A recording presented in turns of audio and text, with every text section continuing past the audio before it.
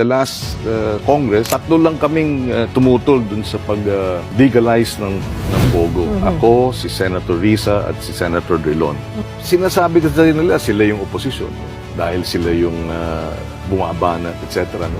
Pero sa akin, whether it's how you call it, alternative, progressive, opposition, independent, di ba?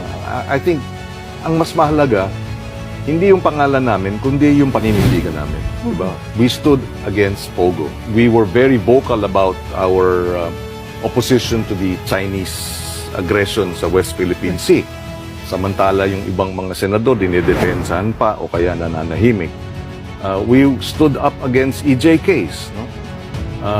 And of course, corruption. We paid for it dahil walang patid yung pagdi-demonize sa amin, paninira sa social media, pati mga anak ko, no, may